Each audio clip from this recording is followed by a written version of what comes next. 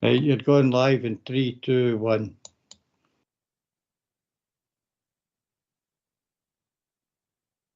Go.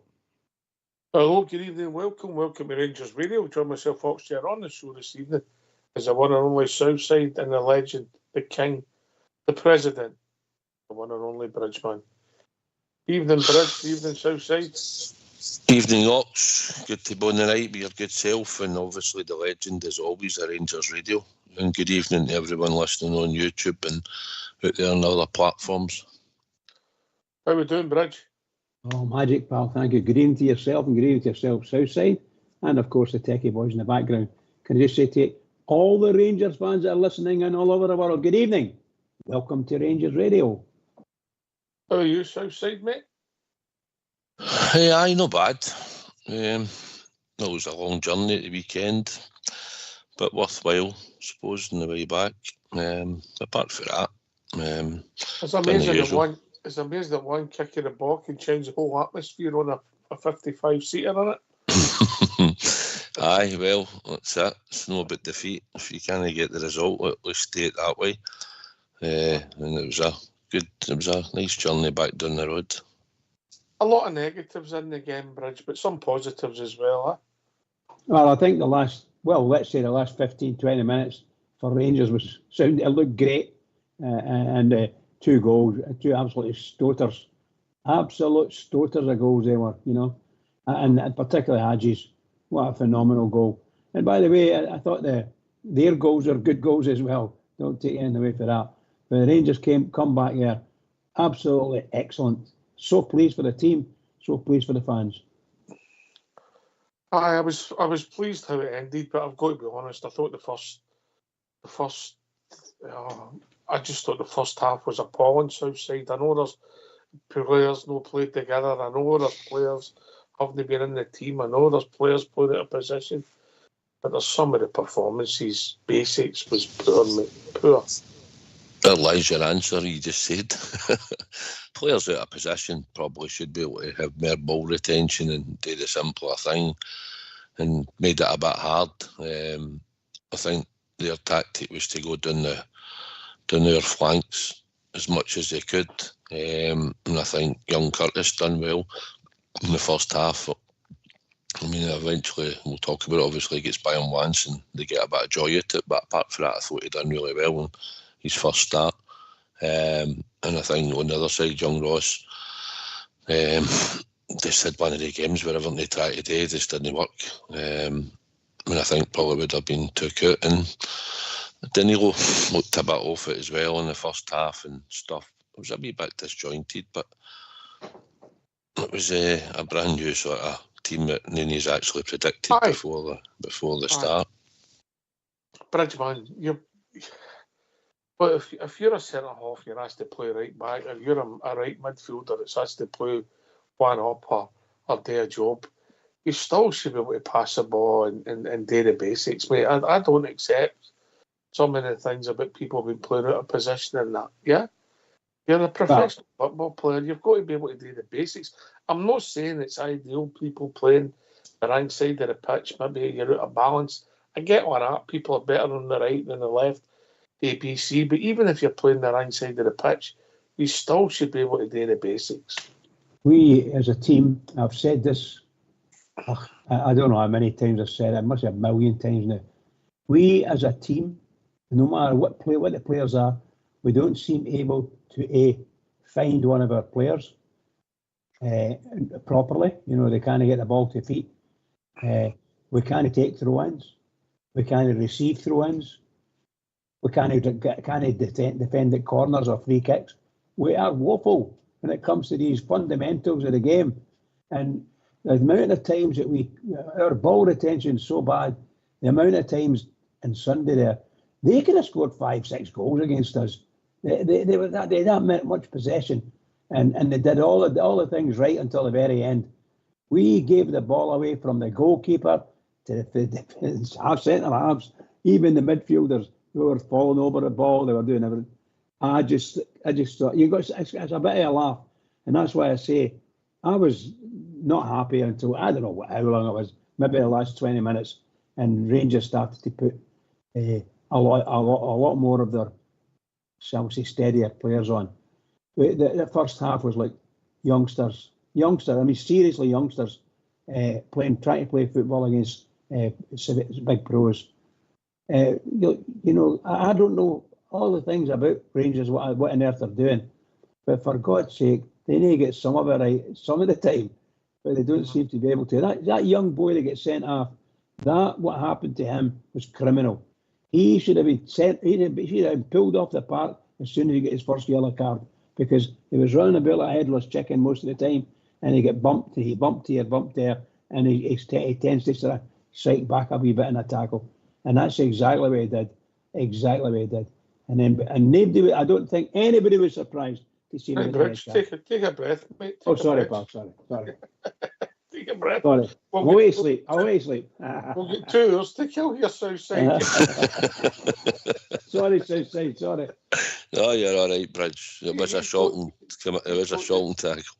He's got the 36th minute and we've not started the game yet. Right, so anyway, look, the first couple of minutes were all right. Listen, we were not looking for a vintage performance. I get some of the stuff you alluded to, Southside people rusty and all that. I'll give some of the slack for that, but there's guys, fringe players. McCausland and Danilo have been fringe players at times, yeah. Cortez is coming back to injury, so he's in. And Barjami done in the first half. Barjami done what he's done. He done his David McCallum impersonation, and he's an invisible man. Every time he touched the ball, he gave it away. He turned into danger. Yeah, I think I read a stat that in the first half he gave the ball away 10 times. Yeah, so the first half performance was disjointed, and that's me being polite. Yeah, we lost a goal. The first goal, I can't make my mind up. I'm going to give the keeper the benefit of the doubt because he went on in the game, we went on and had it. It was a good finish. I just think when I've looked at it, I think he's thought it's coming to the back. He's trying to cover the 2 posts. When you see a right-sided player, he's more likely to try that there and know he did it. I know that it's 9 times out of 10 the mob might be crossed in, but he's done it, and I think he's not covered it by just being a few inches out with his feet. I think if he's a few inches out with his feet, he gets it easier and he saves it. But anyway, it was a decent effort. So we're 1 done. Southside, your take on their opening goal? Aye, first of all, I'll say about Ross McCausland. I mean, it's all right. I know he's a young boy and he's been running about first time, but that was his first start, I think, since Peter Reid came at Ibrox. So he's been out the picture for a long time, along with Danilo and Cortez when we're playing the 3 of them up front. I just think they were all lacking, especially this match game time and match fitness, although Ross played in an unusual position. Their goal, Ox standing waiting for the free kick. I thought he was loading it into the box for one of their centre-backs. Honestly, didn't expect him to shoot for there. And he drilled it. And he got a hand to it. I don't think probably Liam Kelly would have thought that he was going to shoot for there. I think he's probably worrying about what was coming in front of him, although his handling was good in the game for cross balls and stuff that came in. I think it was just a good strike. And it was a good goal. And I think it's easy to pick on, well, should have done better because we're used to picking holes in Jack Butland. And his was bread and butter sort of stuff. So you could say for the distance, he possibly shouldn't have been beat. But I'll be honest, standing there at the game, I never expected him to shoot for there. And I thought he was going to cross it in the box. I get that. So it was a decent shot. It was on target. But I think it'll be 50-50, won't it, whether people think Kelly should have saved it or not. Aye. Listen, I don't know if he should save it for where he's stoning, Bridge. He's made it hard. I'm saying that if he was just that couple of inches, you know what I mean, with half a heel, the goal just moves off his feet and it becomes different. Yeah, he's closer to that. Now, the problem is if he puts a world in and puts it on the other side of the post, I might go near saying that he should have been stoning the other way. So I get it, Bridge. So we'll give him a benefit of the doubt. Oh, 100%. To me, that was just a fantastic goal. I've seen Tav scoring a couple of goals in the same similar situation. Just watching it. Obviously, where's the goalkeeper? And he's slightly advantageous to the left because he's expecting the ball across the cross ball, so expecting maybe somebody went ahead, and there we go.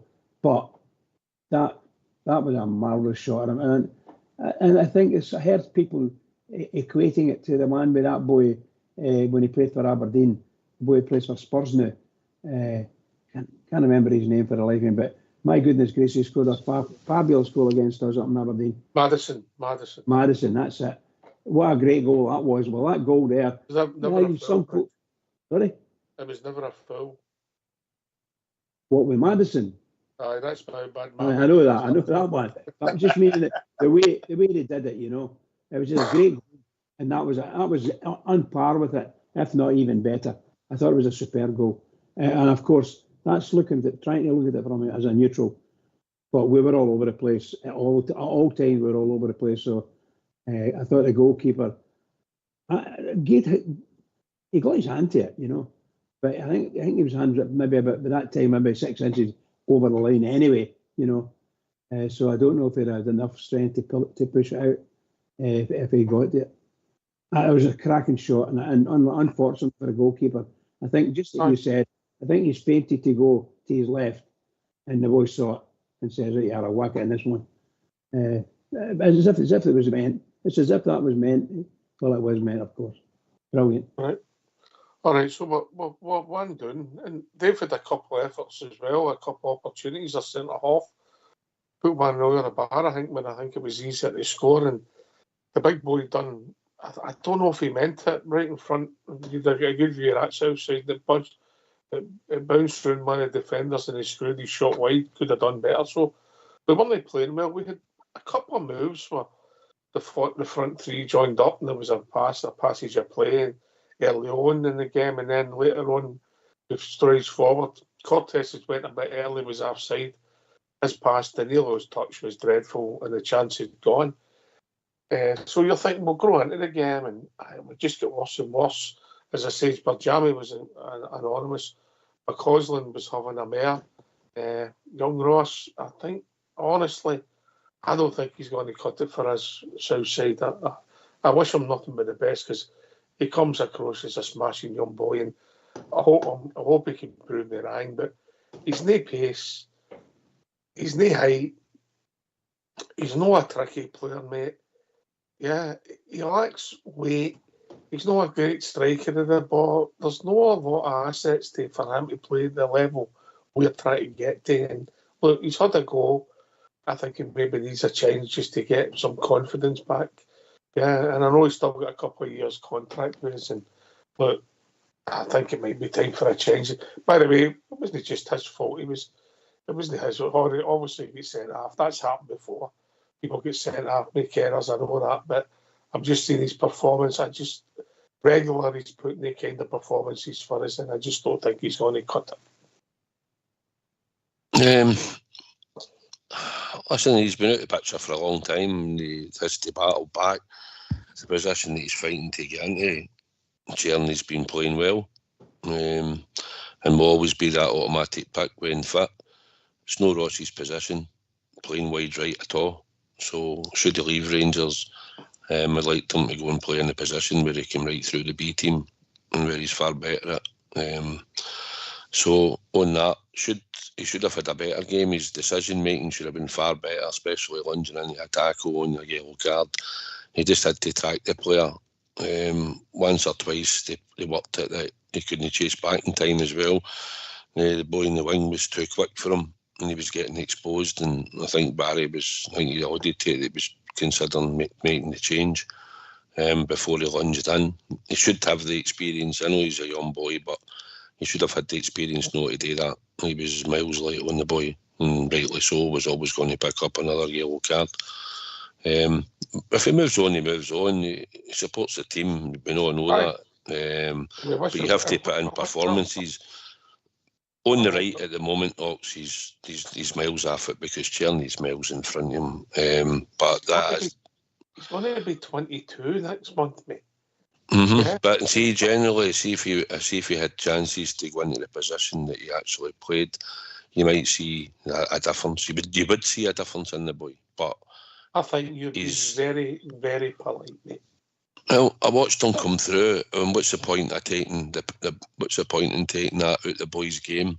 We're putting him wide right and telling him that you can't go to the byline, you've always got to cut inside, look for a man. So in the middle of the park where he played, he just went forward in a straight line. He went and committed players, low sense of gravity. He could go left and right. Played lovely 1-2s in the B team, linking up with players. But he's not had a chance. And any time he has been in the middle of the park in a Rangers jersey, he's managed to find the target, which he did against Hearts at Tynecastle. He done it in the European game when he cut inside, get into the middle of the park, had to be his left foot. So he was always that midfield number 10 in the B team. But and the way our team is at the moment and the way we've been playing, he's been as well trying them in there at some point. But he's no a natural winger. He never was a winger. I get that. But it doesn't look as if he's anywhere near playing number 10 for Rangers, if I'm honest, mate. And I understand, aye. He's miles off it right at this moment. He's miles off it. What I want to say is, we're talking about him, Bridgman, and he ain't the only one that was awful yesterday. And he ain't the only one who didn't cut the mustard yesterday. So we're not hanging him out to try and just say it's his fault. He'll take a lot of the responsibility, maybe because he gets a silly second booking and gets sent off. I get that. But up until then, he was poor, along with others, Bridger. Yeah, number one, I feel for him. Obviously, most fans who have ever played football will probably feel for him as well, because that boy's not fit. He's nowhere near 100% fit. I'm talking about physical, never mind match fit. He's 2 yards short in pace, at least. And you could see that, particularly against a speedy guy like they had in the left wing. No, I think he probably hung out to dry, truth be told, making up numbers. And that might have been a bit inevitable on the part what actually happened to him. So I feel for him, but no, it was a stupid tackle to do, that second one. The first one was bad enough. Although, initially when I saw that first one, I thought, that doesn't look I was like unlucky, anything. Bridge. I think the boy just ran into him, Bridge, and he couldn't get the way. I get it, mate. Yeah, but I don't think it was his fault, because he was actually in front of the guy. Unless, of course, he actually stood in the guy's foot, and I don't know if he did or not. But other than that, there's no chance that was a foul, because that guy ran over the top of him. You follow what I mean? It was up for debate, but once you've had the booking, Bridge, Yeah. You've got to play smart, yeah? Absolutely, pal. Yeah, you've got to play smart.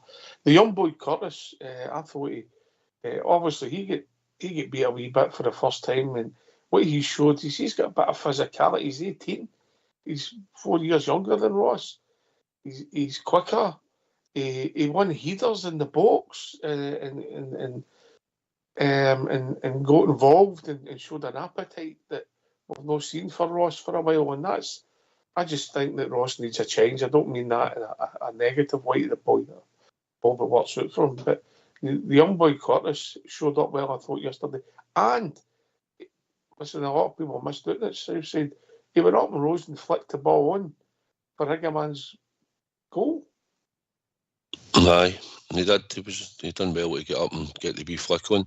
Thought first half he's up against a guy who's gave me his Premier League defenders when he's been on the park at all the time at times. And the one time that he managed to get by him, it led to a goal. But on the whole, Finlay worked hard, and a good few times he managed to tussle with the boy and get a goal kick awarded, with getting it sorted and winning the tackle and hitting it off him. So he worked hard in an unusual position for him. And I thought he done pretty well. Also managed to go up the park and cross a ball that led to a goal that VAR had to have a look at.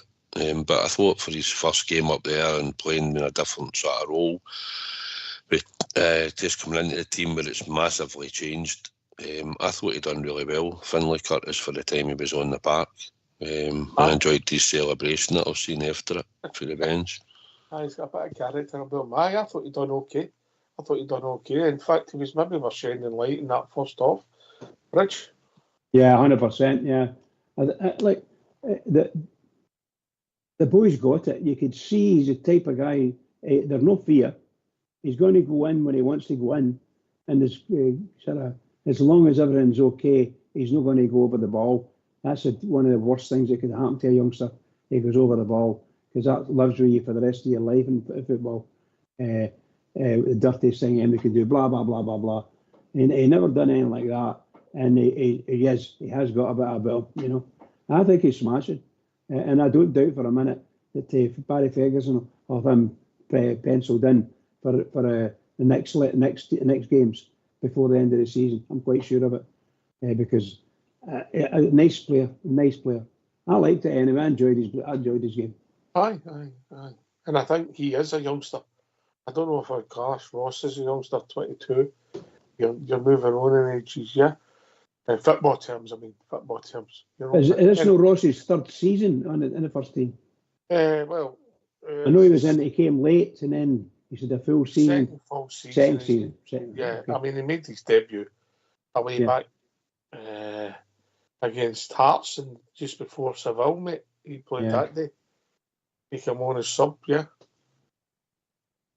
You know, back in 22, you know, which was obviously a wee while ago, but he never really took part again and then got involved in the boy's name, Zach Lovelace got injured. He came on at St Mirren and everybody liked to look at him, and I think he scored the next game, and we're thinking this boy's got something that's just not worked out for him. It happens, you know. It doesn't mean he can't bounce back. Stranger things have happened, but at the moment I don't see it. Anyway, so we lost the second goal, as you said, Southside. The boy went down and he beat young Curtis, and he got across. And look, I don't know. I watched proper, and he's playing in Salah, but it was proper. It came off the man Southside. I don't know if you watched it back.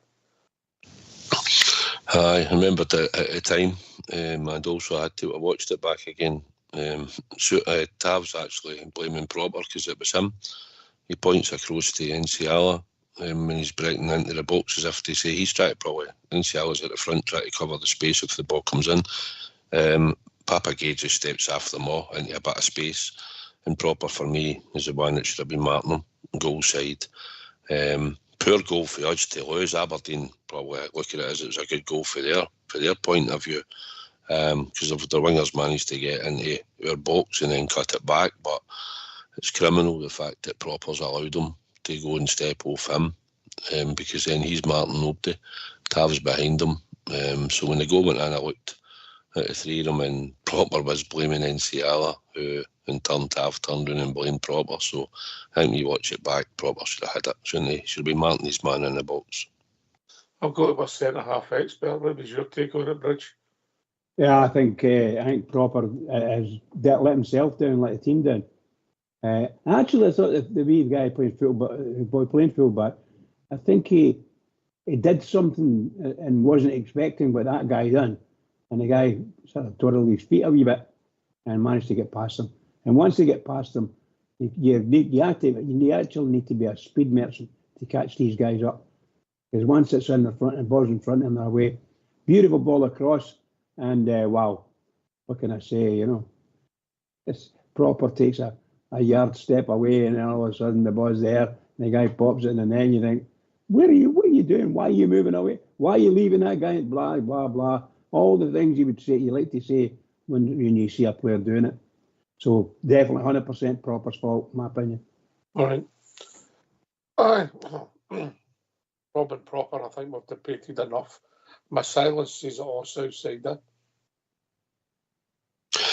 Aye, I just think when you look back at the goal, I think most people out there that's seen it back and watched it and was watching it yesterday would say it's no point in you pointing to somebody to mark a man when he's 5 yards away from you, and if nobody does mark him, he's free.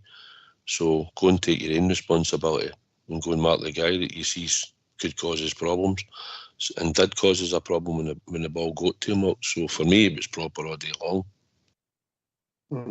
Right. No for the first time. I mean, no for the first time. Anyway, so you get in at half time, and well, I've got to be honest with you, Bridge, I was fearing the worst.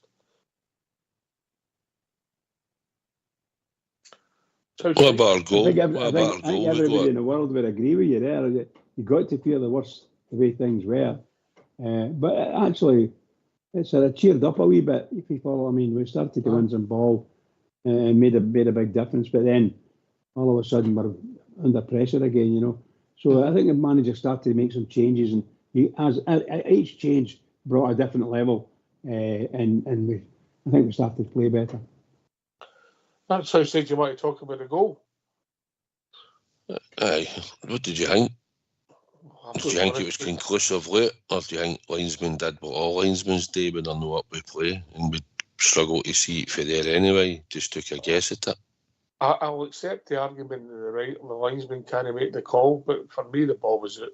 So I get how can the linesman see it's out, but he's not up and lineman play because he's not looking along the line. But for me it looked out.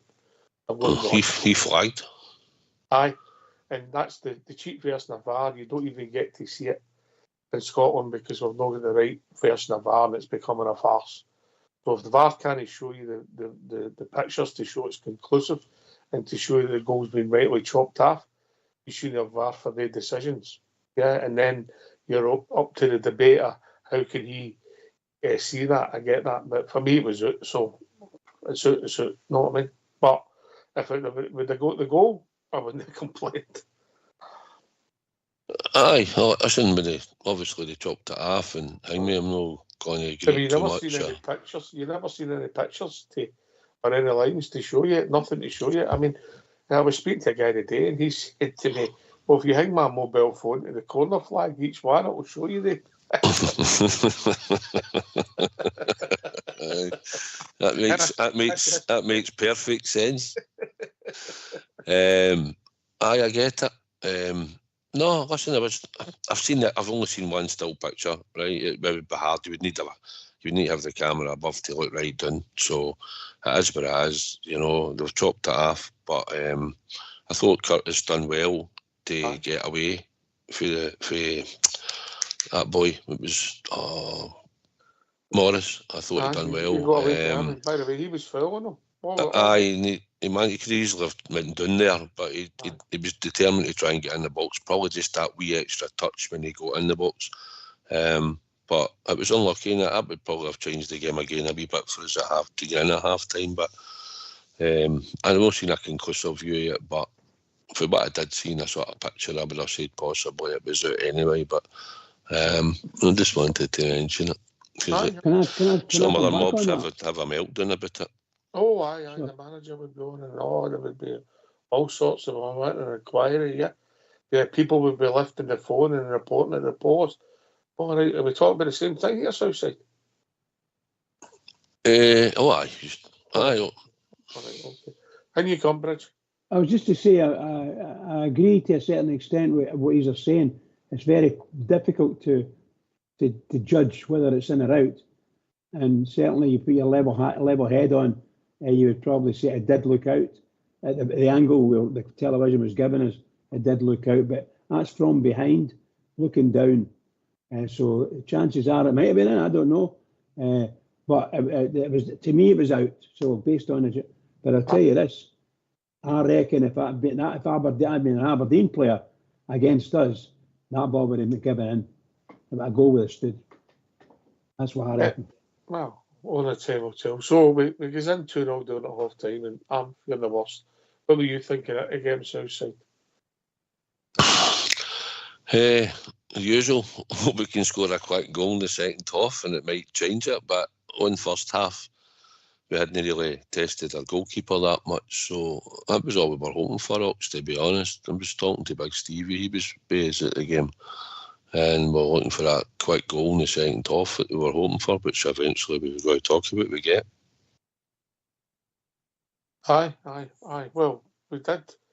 We get some ball played up. Young Curtis feeds it on. Iggerman's against the Eram, and he does what Iggerman does. Southside, and he goes, takes the ball in his right foot, goes to his left, and then bars it in the other corner with three of them left for dead. It was a great goal. It certainly was. Curtis done well to get the flick on. He out-jumped one of their centre-backs. And then it was done to Ignaman just to try and get away. I wouldn't think two defenders running about him. It was a bit like similar to the situation he gets himself in against them up there when he scores the winner in the 3-2 game. A similar idea. He had a couple of defenders. They get to just so happens he went right, it bounced up for him, but this time he manages to go left and then just fires it right back across the goalkeeper, which all good strikers would usually do, go against the goalkeeper. It was a really good finish. He has got a low sense of gravity. He's hard to get off the ball when he's quite close with defenders round about him, and he managed to get himself that yard box and fire it and right in the corner. Aye, good goal. Listen, time's moving on a bit, and what we'll do is we'll get the phone lines opened and we'll continue if that's all right with you two, gentlemen, yeah? Go for it. Yep. Yeah. So let's hear from you. Why don't you give us a call on 0141 356 1972? It's your show, it's your platform. Let's hear from you.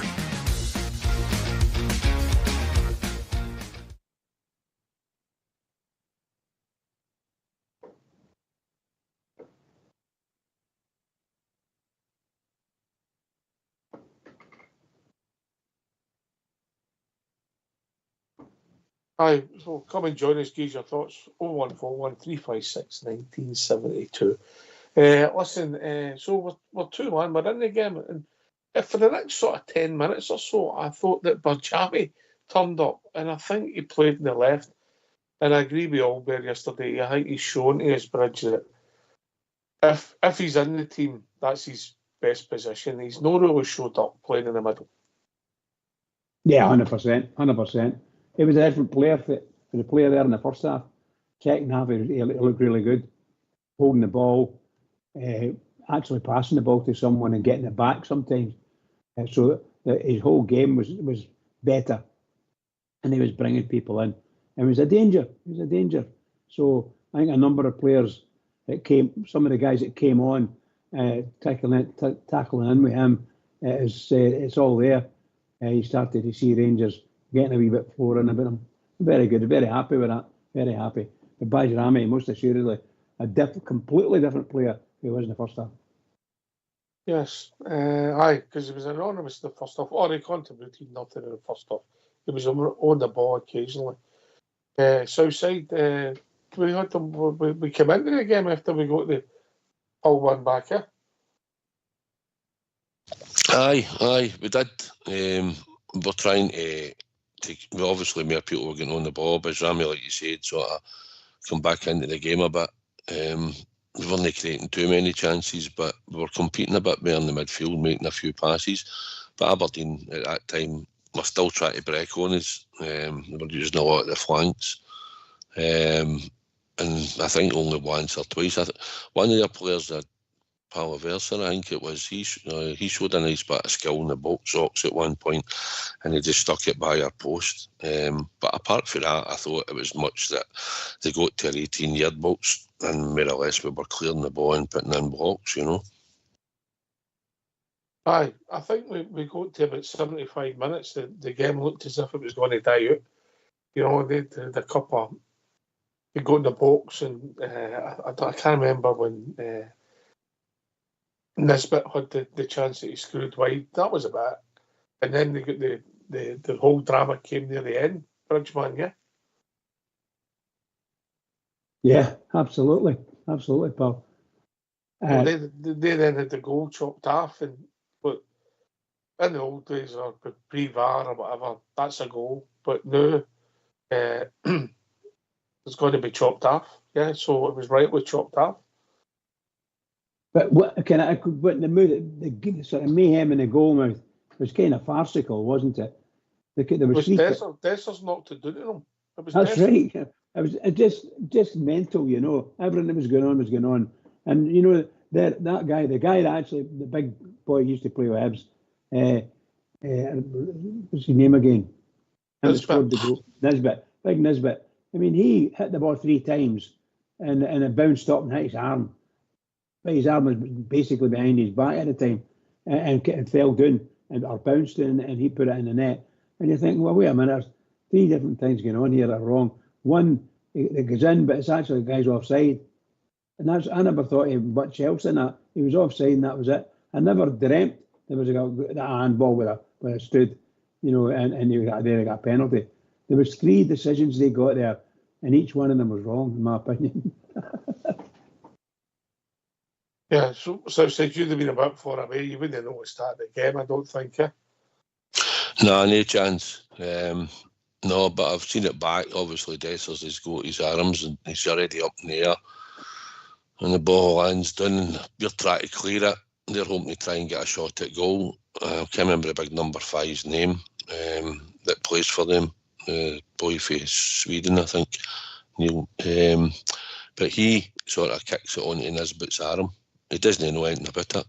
But he tries to obviously shoot for goal. He's just sort of got a toe poke to it. It hits Nisbet in the arm or the hand, whatever it is, when we've seen it back, and it falls right in front of him for him to score the goal. So by the letter of the law, it's a handball and it's a free kick. But at the time, I thought that was it.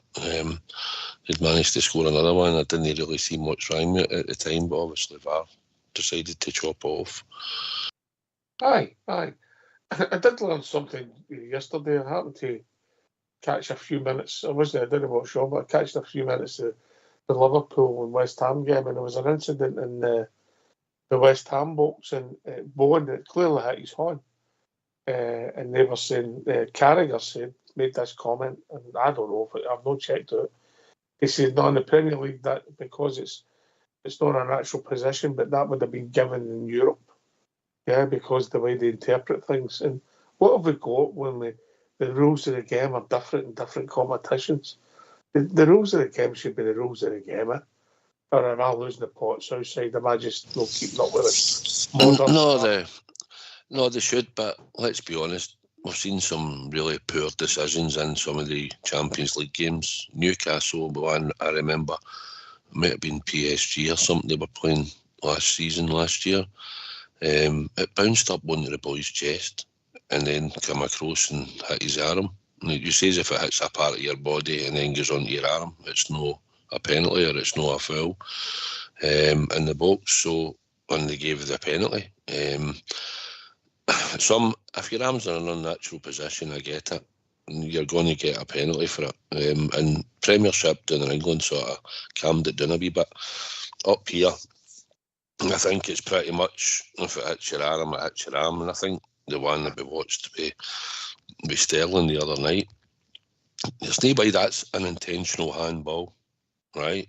He's tracking the ball for distance. His arms will boot because he's sort of steadying himself, going backwards, tracking the flight of the ball. And it just so happens that it comes over and hits someone at his arm. His arm can't be by his side when he's running back like that, because that's no natural.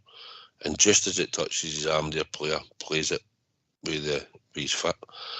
So, yeah, if I seem to, in the Champions League and in the Europa League, they seem to give you a lot of handballs for when it's handball, and Albert will be happy because that's what he wants, and then we're no debating it at any point. Handball in the box is a penalty, according to him.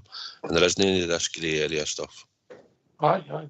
He's been consistent with that drum, but as I said, you just run up and flick it off of somebody's horn, mate. Yeah. Aye, that's what I think happens, aye. You know, I don't want that to be part of the game. Becomes like hockey then, doesn't it? Penalty corner. But anyway, listen, so for that, the ball breaks.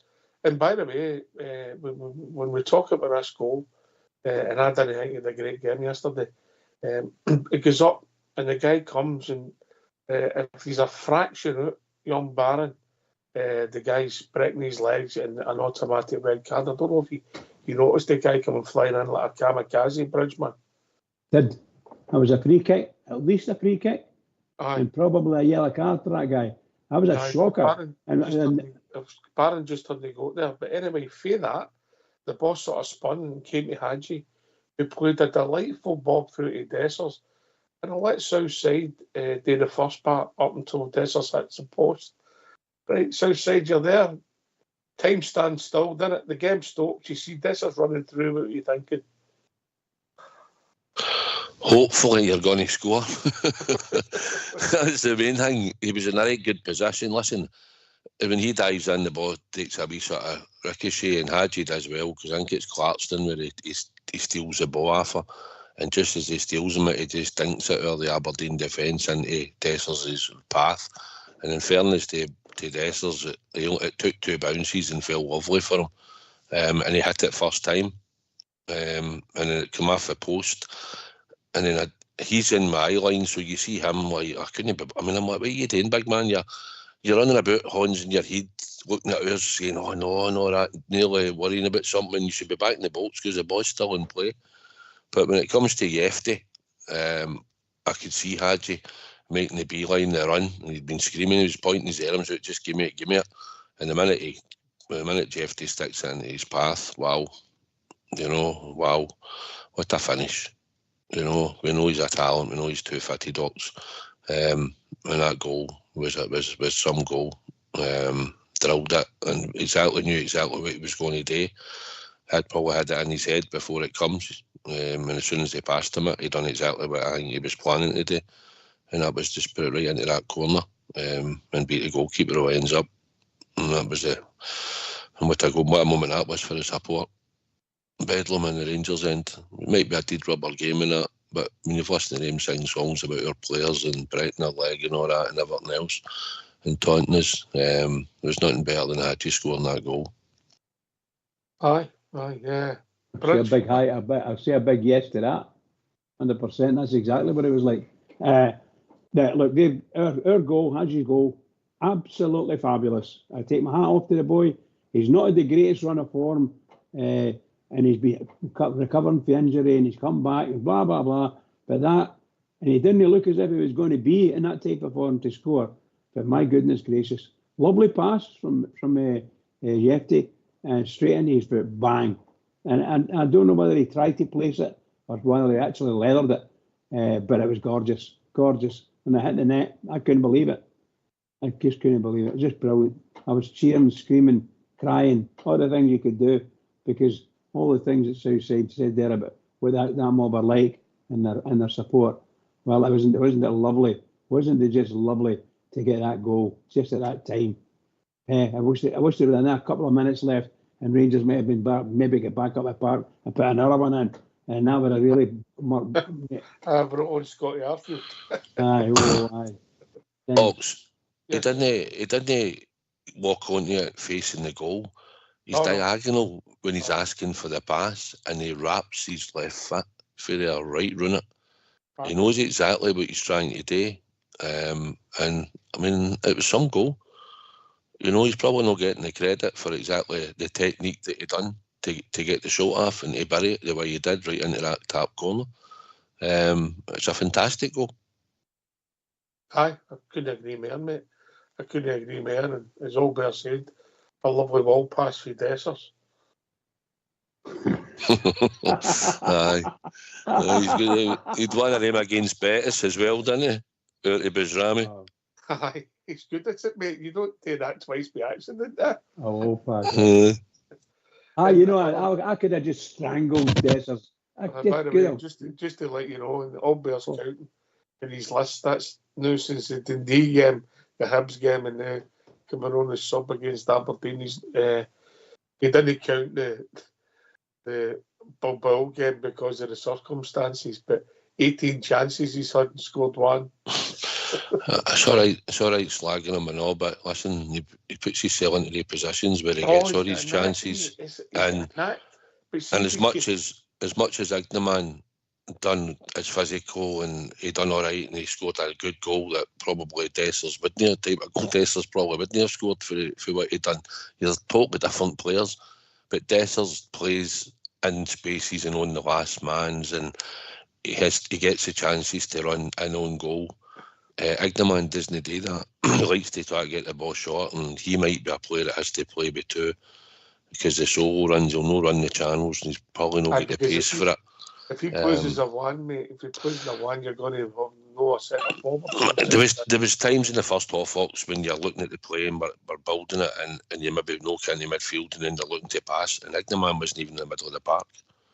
He's no that focal point, he's no that central position where you're knocked the ball 10 yards and you go, he's there, he's going to hold the ball in. He was miles out. He was out on the left, he was out on the right. He wasn't central all the time at times in the game. So it's something, if he's going to play up as a striker, he has to be the main man through the middle and stay more or less in the middle. So sometimes he's drifting, and then he might be getting marked, and then you've not got that pass. You need to come back inside and play a midfielder. But Dessers, you can guarantee when you look up, he's always going to be up there for you to knock the ball to. It's just you don't know if he's going to hold it in right or do the right thing. But the one thing about Dessers is he might have scored 1 in 16, but he keeps putting himself into the positions. Oh, listen, mate, he's got a knack of being in positions. It's just his finishing, mate. And obviously, he's an enigma. He's an enigma, you know. And he could have been the hero again yesterday if he puts that inside the post, because he gave it some belt. If it goes in, he would have been the hero again. Give it off the bench, you know. But listen, a great finish by Haji Bridgman, a great finish, yeah. Yeah, 100%. And, you know, so I'm so pleased for him because, as I say, he's not at the best of seasons. And there's all this talk, is he going to stay? Are we getting rid of him? Or does he want to leave? And so on and so forth.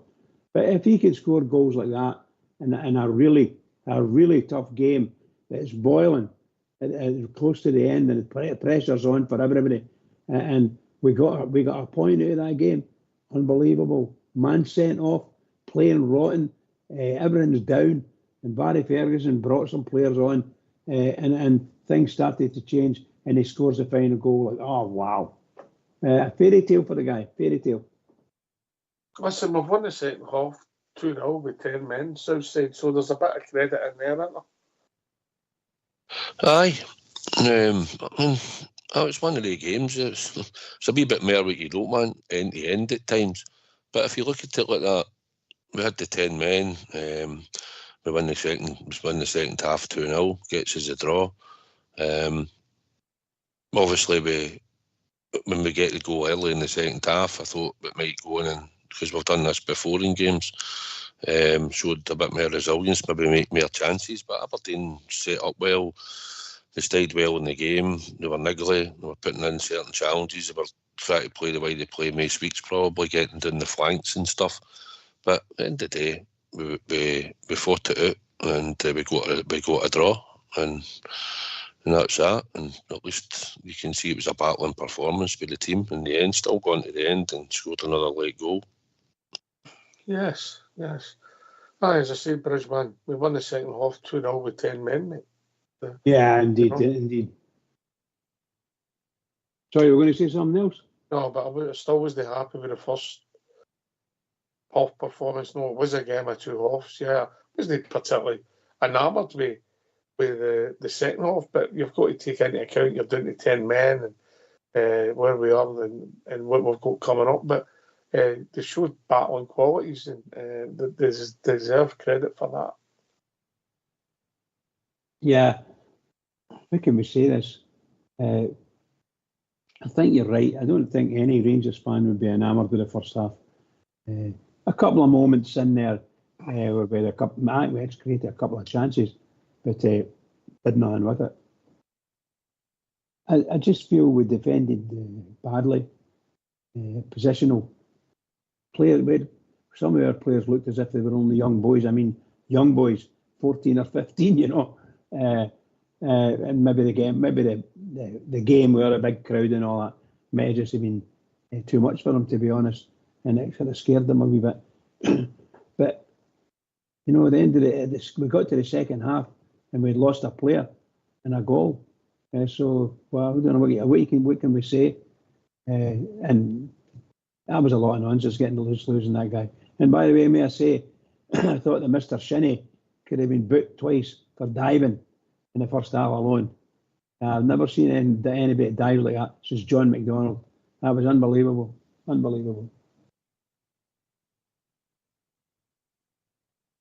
Aye.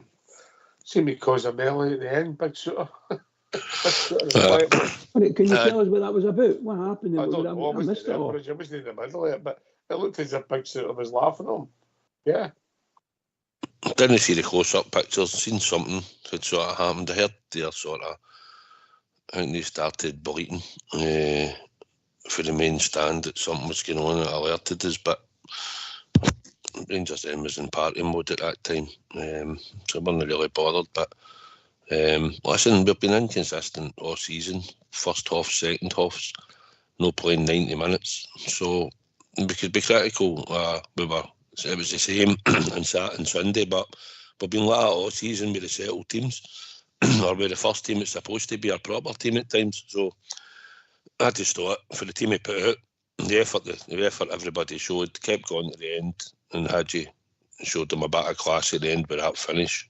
And we got a draw at it, which was better than going away for their 2-1 defeat, just with a shadow of the team. So, no, all in all, I think it was a good result for us. In the circumstances. Never happy when we don't win, but in the circumstances, you've got to be realistic, you know.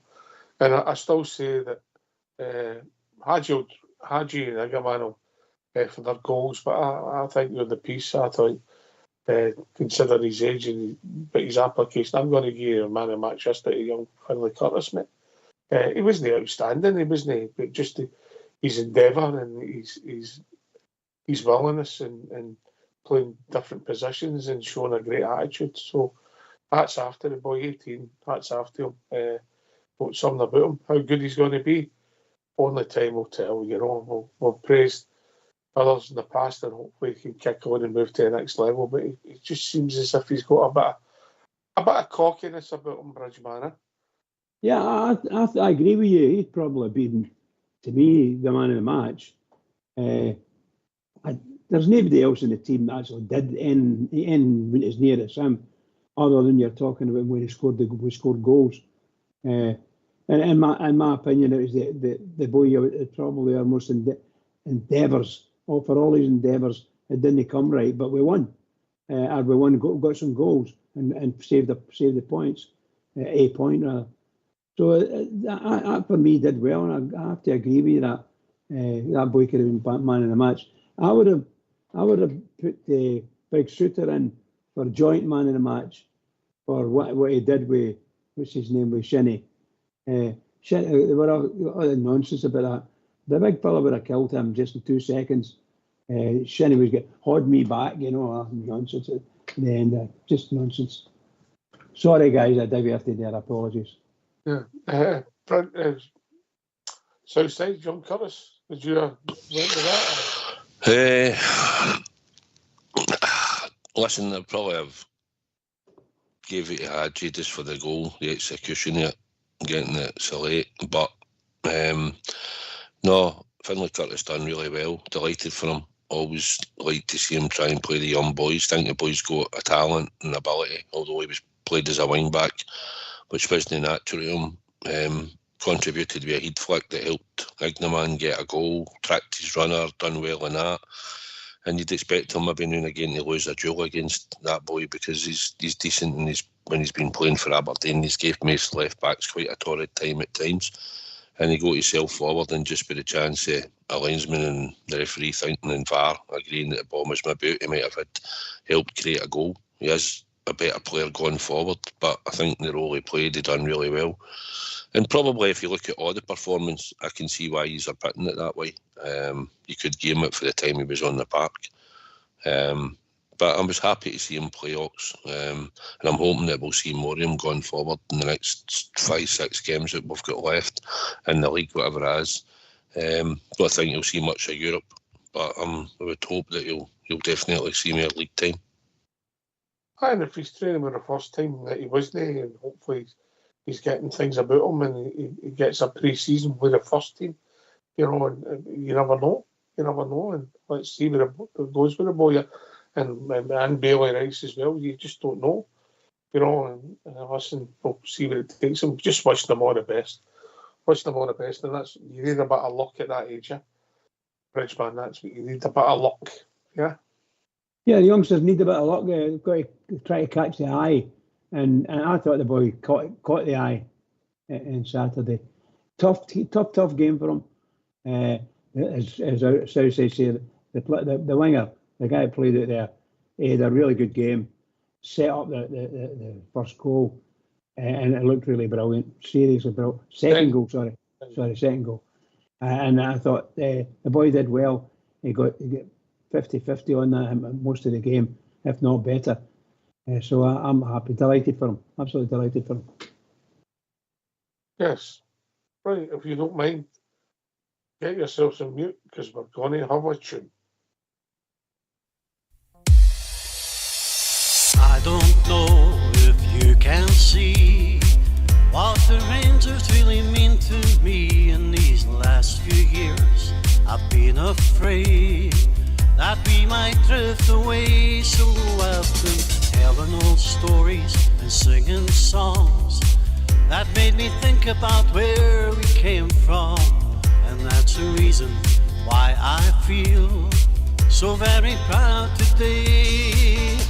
So let me tell you that I love you, and I think about you all the time. Ibrox Stadium is calling me, and now I'm coming home. To think of life without the Rangers, you know that it would make me more sad. Glasgow Rangers, you're everything I've ever had.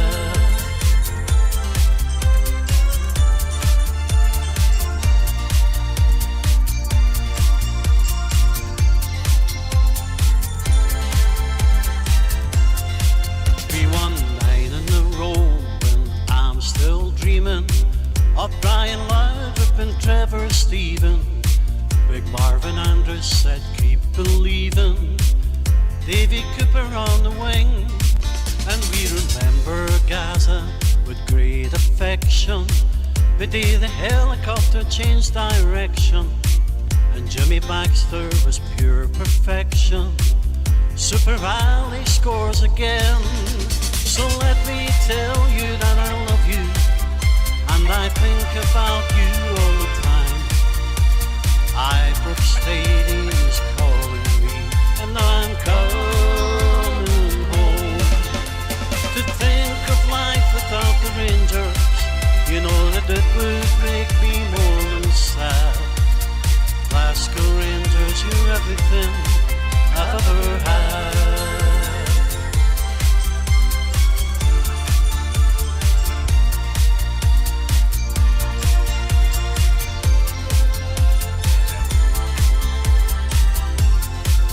So let me tell you that I love you, and I think about you all the time. Ibrox Stadium is calling me, and I'm coming home. To think of life without the Rangers, you know that it would make me more sad. Glasgow Rangers, you're everything I've ever had.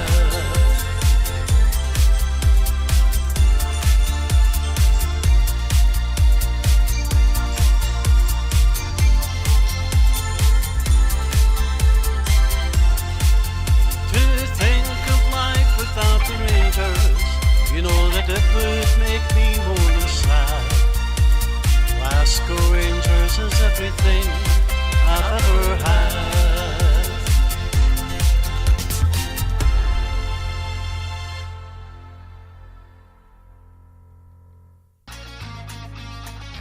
Why don't you give us a call on 0141 356 1972. It's your show, it's your platform. Let's hear from you.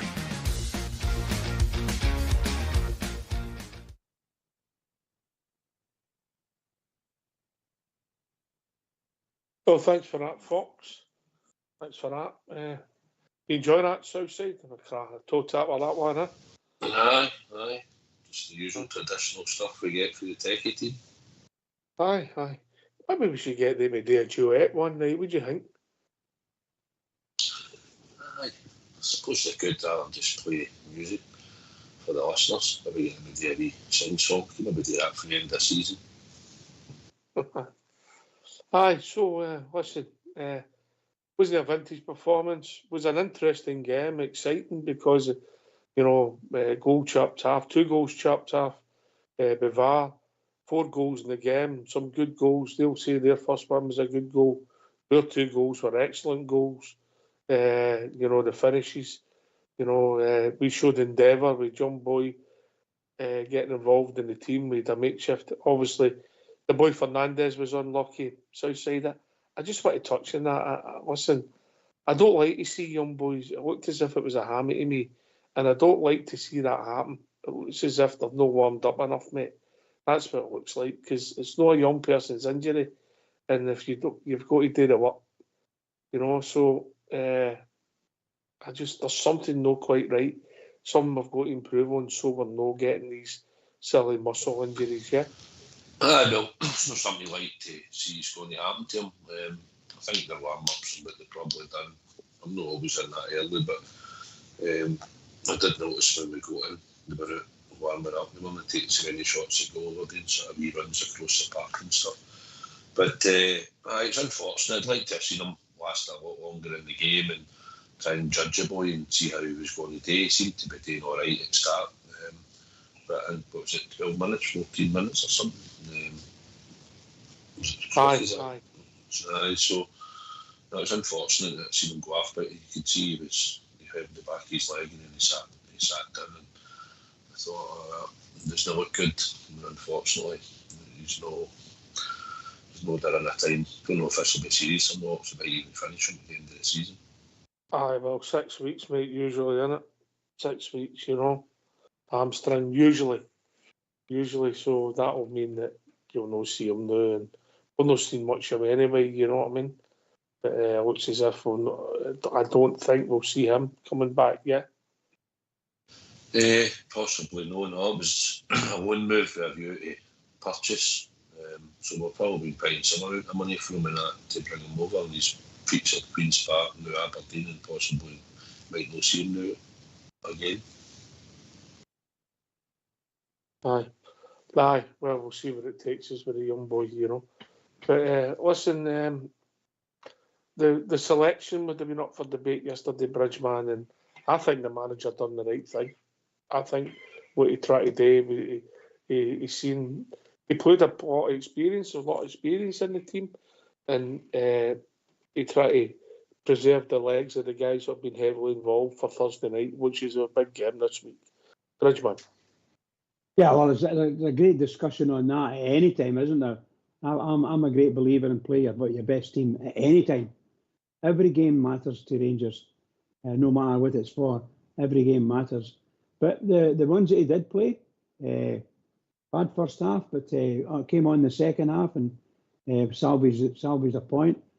You don't know if you can ask much more for the players that he put on and the positions they were in.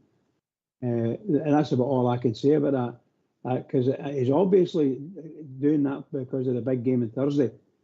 But there's no for me. Personally, I play your best team. Play your best team for me every game. Best team. This is the Vodafone voicemail service for 07766 831. Carry on. I was just saying that for me, every game, no matter when it is, we should play our best team, strongest team available. That's what we should be doing. I get that, but I tend to agree with Albert. And listen, when the game started yesterday, I want to win. Doesn't matter if we're playing a lot of young boys, but I understand that potentially it's a dead rubber, if you like, because of the way the league's sitting. And Thursday's a bigger game for us. 99 times out of 100, I agree with you, Bridge. But in these unique circumstances, I might swing towards Albert. And it's not often I say that. I know Albert swings both ways. South side. Aye. We obviously know the most important game's Thursday. So when I get sent a text and said about a lot of changes and stuff, and somebody sent us through what they thought the team would be, and I thought somebody's having a laugh here. But no, listen, you had to make the changes. Certainly, I think we've got players that are possibly carrying injuries still and niggles, which most players do for a season. So probably better to try and get them rested and recovered as much as possible. And at the end of the day, listen, for Rangers, you want to win every game. Barry would want to win the game. You set a team out hopefully to win the game. But in the grand scheme of things, the most important game is this Thursday. Well, we've been joined by our roving reporter here. How was your festival, mate? Did you enjoy it with all your mates? Aye. So I did enjoy my festival, I'll be right. Carry on, mate. What did you want to discuss? Yesterday's Whistler. I thought his performance was ridiculous. I thought the first booking for McLaughlin We're going to get off that roundabout because all we can hear is your indicator. It's all right. I'm up it now. I thought his handling in the game yesterday was ridiculous. The things he let them away with, i.e. kick the ball back into play when it was the Rangers free kick throw-ins. I thought his handling in the game yesterday was appalling. I get that, mate. I get that. And by the way, the McCausland first booting was up for. I wouldn't even say that so much. Goalkeeper was a foul. Never mind a boot. The boy ran at him, but once he's been booked, mate, that's my problem. Once he's been booked, Southside, the referee.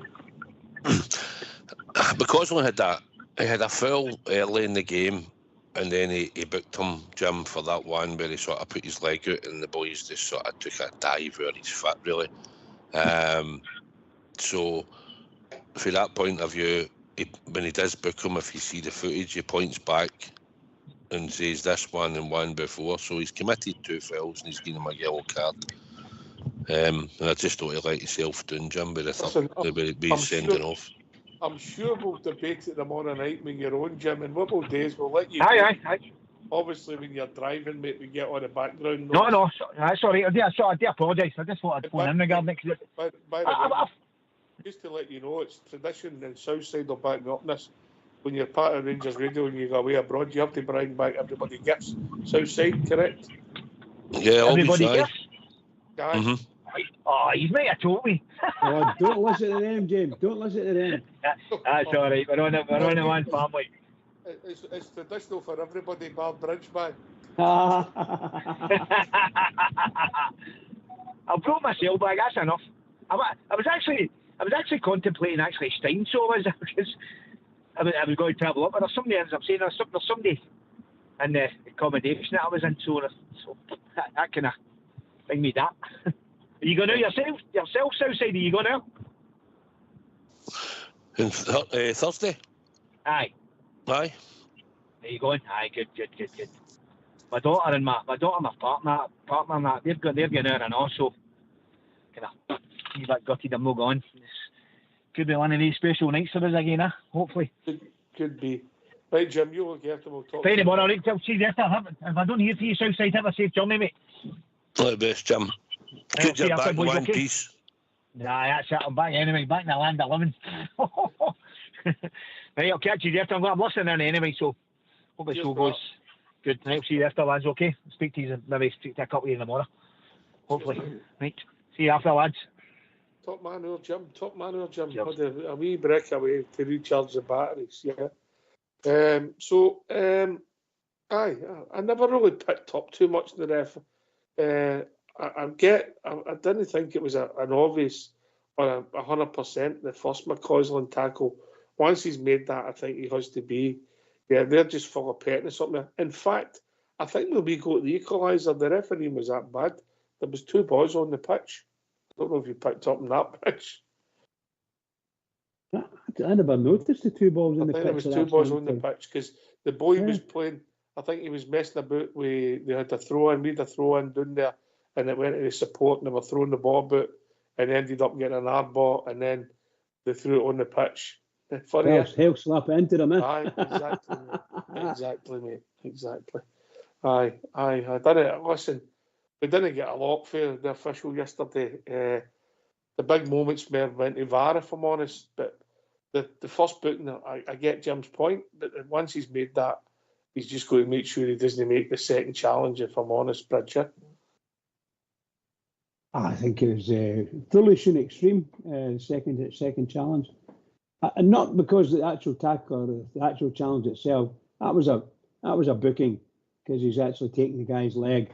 And no danger, there's no injury or anything like that. It was just a stupid tackle. And the saddest thing is the guy was beating him for pace, and the wee man was never going to catch him in a month of Sunday. So he did took a card for the team. But the sad thing is that he took a card, but it was actually a red card. He got yellow and then a red. So it was a waste of time actually trying to do that tackle at any time. It'd be better just let the guy go on. Simple as that. But he done it. See the incident, Ox, for his first booking. Aye. I actually thought when he played play on, I thought when he blew the whistle, I thought if he was maybe going to book Conor Barron for the tackle. I'm not saying it was a booking, but there was two of them went from when he was trying to cut inside, and I thought probably that merited a booking. And he went back Then the one that he booked Ross McCausland for, because let's be honest, he stretched a leg out, and he wasn't doing anything else but put a leg out, you know. And the boy just ran right into him, didn't he? He tried to hurdle him and fell down, but he didn't stop the play. He played play on, and I just thought when it came to the second one, I thought the boy cut inside. I thought then if he was going to get a player a booking, it would probably have been maybe Conor Barron at that time, considering they took the man and the ball eventually, but he took the man first, slid in and took the man, whereas Ross just stuck a leg out, let's be honest, and the boys just went over the top of it and made a meal of it.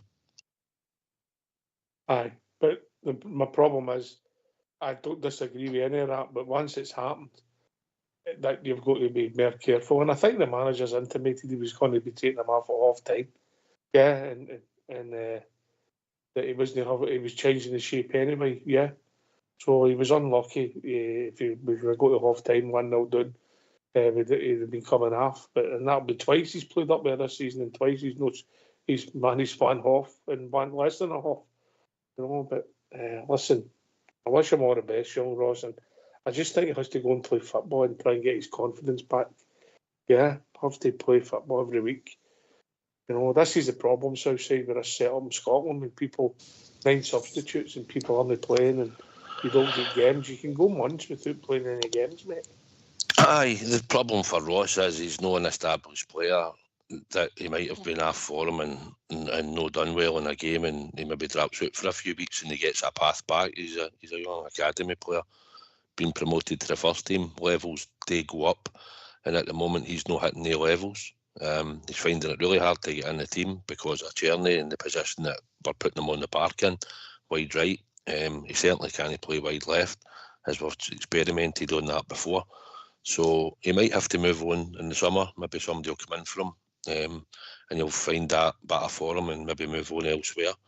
And it'll depend on which team he goes to and where he goes to. But it's funny because he committed the foul for the sending off was just daft and silly. He should never have done it. But before that, so basically he's committed 3 fouls in the game, and he's been sent off, booked for committing 2 fouls, which we agree that one wasn't much of a foul. The second one, and he clipped a boy, I think, gone for the ball. The two of them went in the first half, and McLean gave the decision to the Aberdeen player. So basically, he's committed 3 fouls, and he's been sent off.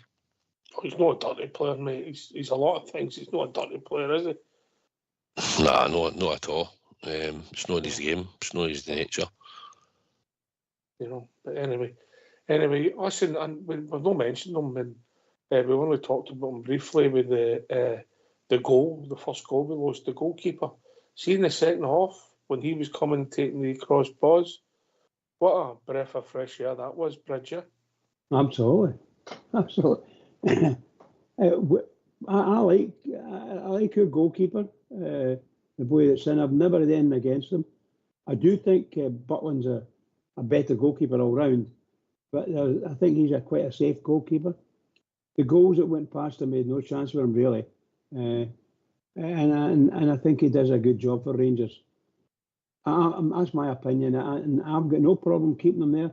At the same time, I don't have any problem with brought Butland back, because I think he's got a wee bit about him, you know, star-wise, you know. But unfortunately for him, he's a wee bit bad form for me, and Kelly deserves to be in there. And he showed it at the weekend again. Well, ask the listeners. Come and join us.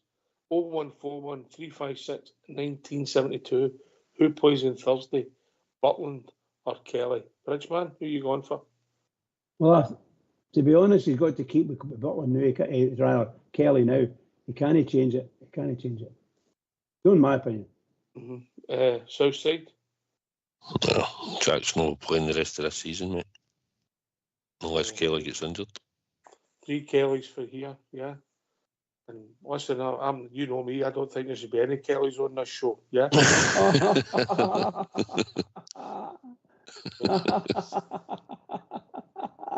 What a Shocker. I've been consistent in my view with that. Shocker. Yes, isn't he? Yes, he does. Even there could be, as a caller phones up, Mr. Kelly, he's very articulate. I like him, but he's Mr. Kelly. That's different. Just Kelly, you know what I mean? You know, he's a gentleman, Mr. Kelly. You know, but I had 3 Kellys. The way he came and took the boys, I don't know how the support reacted to that South Side, but No, he's 3 times, mate. And his handling was good. Like I say, people might want to criticise the free kick and pick a hole in it or no. I didn't expect the boy to shoot, and he drilled it. And I look at it as it was a decent shot and it was a decent goal. The second one, he had no chance either. He's exposed, boy's free in space, goes against him. He thinks he's maybe going to go at his right hand side. The goal, he has the striker's left, but he goes back across the goalkeeper again. But I thought yesterday, crossbars, handling and stuff, he was fine. So don't see the reason to change it. And we should have the A-team defence in on Thursday night. And that's Kelly, Kelly's hero. Or just my phone's booting here. Oh no, it wasn't. It's just somebody wasted a pie yesterday. Any truth in this rumour? The drop one. Any truth in it? I think he dropped it.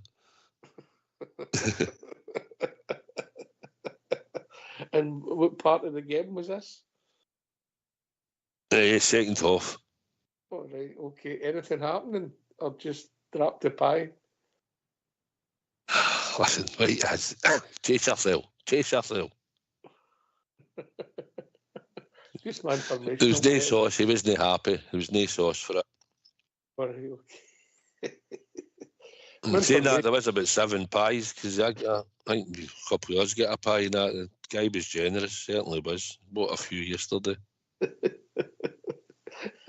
Everybody's basically, I've seen him coming back with the pies. They thought he was getting people what?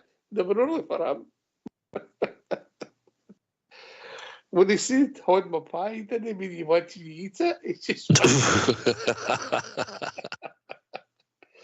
Oh dear.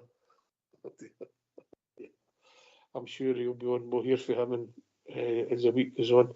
But aye. Listen, he done well yesterday. Liam Kelly coming and taking the crosses in the second half, and you know there was a crowd of players, mate, and he just made the ball his and came and caught it, and Jack started off like that, Bridge, and just stopped, didn't he? Yeah, absolutely, Paul. Excuse me. Can I carry on? Bridge, Southside, he started off like that, but when we thought, right, 6'5", you come and take all the balls, take the pressure off us, make it easier for the centre halves. No, it just petered out, you know. It's not something we've had a chance to see him regular, playing in goals, to see how his handling ability was like. Obviously, the goal against Hibs, Rocky Bashira was up miles in front. He did come. He spoke about it after. Said I could probably have stayed my line, but I probably wouldn't have saved it anyway. The boy powered the header right into the roof of the net. But yesterday, when he was asked to come and take the crossbars, he done it well, and his distribution, kickouts, and handling and all that's been fine. So, he's getting his chance, and like I say, he's not the tallest of goalkeepers, especially not against Jack Butland, but he's getting in amongst the players and making sure that he's collecting the ball. 6'1", He's probably around maybe about that, But his handling's been good in that, like I said, and yesterday, maybe people look at the free kick, but apart from that, everything else he done in the game, he done fine. I think he has a better kicker than the ball than Jack, yeah? I noticed that yesterday, he can, even at by kicks, he gets some length on them, so he does. For by kicks and stuff, but he's good to his feet as we've seen. He's quite comfortable with passing the ball back. He seems to put it in an area. Only one yesterday. I was one yesterday, one bad kick out yesterday. I went straight out towards the main stand side, and that was the only sort of flaw I seen yesterday. And I thought Enciala had a really good game yesterday as well, Ox. I thought his distribution, passing was good. People might look at him for the goal, but I'm blaming Proper for it. I think he should have been on his man. He might have still got it across, but I think he should have been on his mans. And I thought Enciala yesterday, coming back, getting a bit part game and then getting a chance at Aberdeen yesterday, I thought, obviously we couldn't judge Fernandez. Proper didn't have a great game, and I thought out the three centre-backs till Tav came on, that Enciala had a really good game yesterday. I have to agree with that. I liked Enciala. I do like Enciala. I see him, in all honesty, I see him as a left back. But I love the left-sided part. If you want to do 3-5-2, he would be a great left-sided centre of the three. Left side of the three. Absolutely. I think it'd be brilliant. But not a centre. Not big enough, not tough enough, in my opinion.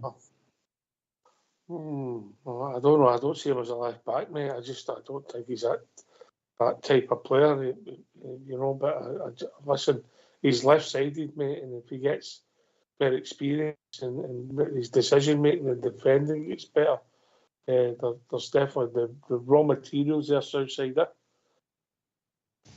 He was firing balls into your midfield, to get when we're in space and stuff. I don't think he would be a left back / wing back idea, Bridge.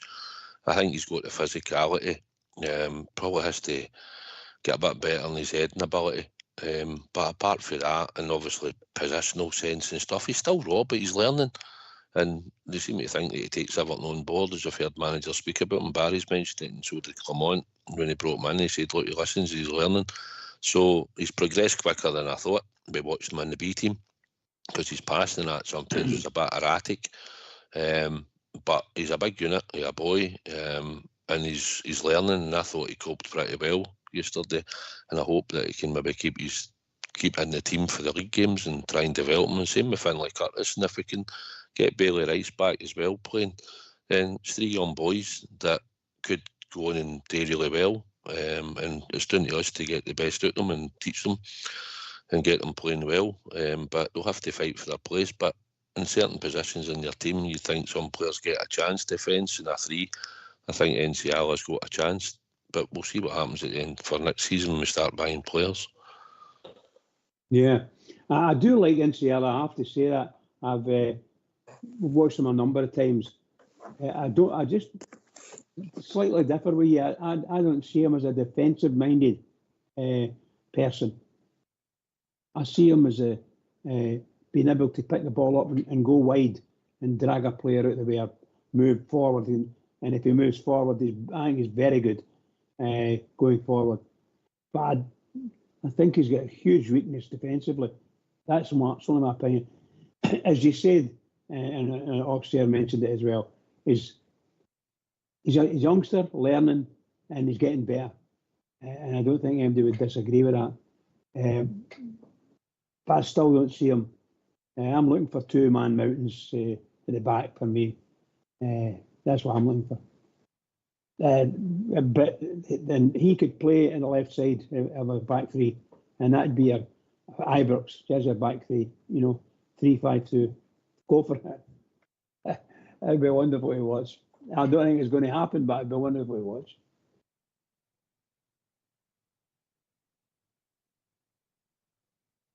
Listen, he's raw, Southside. We've got to Aye, but listen, why should we not develop him? He's there. He's a big unit, a boy, and you only grow playing him. It's his aim though to get more games next season and keep going. This season he might get more this season and then back in. He got took out because he made a couple of errors, letting the ball bounce, and was involved in a couple of goals that we lost. Yeah. So you took out. So obviously they talked about that. You can't let the ball bounce. You can't always try and play football. Sometimes you've got to clear your lines, decision making, and that comes with experience. Southside, that. Aye, it does, because once you let the ball bounce, you let the boy just give him that wee nudge, and that all just comes down to experience. Listen, I'll accept that young boys will make a mistake. They're not going to be perfect, and he was raw. In the B team, he did get fast tracked a bit quicker than I thought. But listen, he's in there now. He's training with the first team. he's getting game time. It was a hard game to go up to yesterday. He's not going to be the team that's going to start very often, but in a back three, the new going forward, I think he's got a chance to play for the rest of the season, and why not try him? You don't always need to play Balogun and proper, and if he's going to get a chance on the left-hand side, then I would go with it and see if he can develop and give him the game time, and then it's up to him to push on with whoever's be the manager next season and whatever we bring in. But bringing better players in to play beside him will help him, but you'll not get any more than the experience of playing the games. And Tav, in fairness to him, did a lot of shouting and a lot of organisation when he came on the park yesterday. I watched him. He was marshalling them. In the first half, it was down to Proper. That was trying to marshal the two of them together, push up and all that. You could see him telling him all to push up and that, when squeezing the game up and stuff. But when Tav came on, I noticed Tav yesterday especially, because I was watching a few times at the back, and he marshalled them. It was him that was doing the leading in the team, for pushing up at the back and whatnot. So I just want to see the boy flourishing, and there might be a mistake in him going forward to the end of the season or whatever, but he's a young boy, he's learning and he's developing, and I think we should take a chance and play him and give him more game time. I done all right yesterday. He's done all right at times, mate. He's done all right at times. I think the raw materials are there, and he's got a big advantage. Obviously, he's quite a big unit. He's reasonably mobile, but he's left-footed, and that gives you an advantage. Anyway, just go change the subject. The post fixtures have come out. The farce that is Scottish football, where supporters, clubs, fans, clubs don't know where they're playing a couple of weeks before the games, which is just ridiculous in any modern trade. And you consider we've got people travel through the country to try and see if they've got to make organise trips, etc., book hotels and all that. It's just a mental scenario. In my opinion, some people might like it. I'm not a fan, never have been a fan. I don't think it's a good setup. I don't think it makes sense. As what it is, you deal with what you've got to deal with. So the fixtures are out, and ours are. We play in the 4th. We play away to St Mirren. I think somebody predicted that. Then we play them at home. Then we're at home to Aberdeen the following Sunday. So we play Saturday the 26th away to St Mirren. Sunday the 4th, we're home to them. Sunday the 11th, we're home to them. So there's 2 12 o'clock kick-offs again. Then on the Wednesday, we're away to Dundee United. And then on the Saturday, we're home to Dundee United. And then on the Saturday the 17th, we're away to Hibs at 12:30. Yeah. So, there you go. So we'll get 3 home games. 3 home games in a row, mate. Yeah. Excellent. 3 home games. The May the 4th, the 11th, and Wednesday the 14th. One of them's Aberdeen, yeah? Yeah, Celtic, Aberdeen, and Dundee United, yeah. Cool. In that order? Yes, in that order. Yes. It must be the SFA and SFA and the SPFL, are really trying to help Rangers if they manage to get through. Yes, we play between the 2 games. Exactly. Semi-finals. If we get through, we would play Celtic. Yeah. No, they haven't made any plans to help us. Coincidence or random? I don't know. Yeah, South side.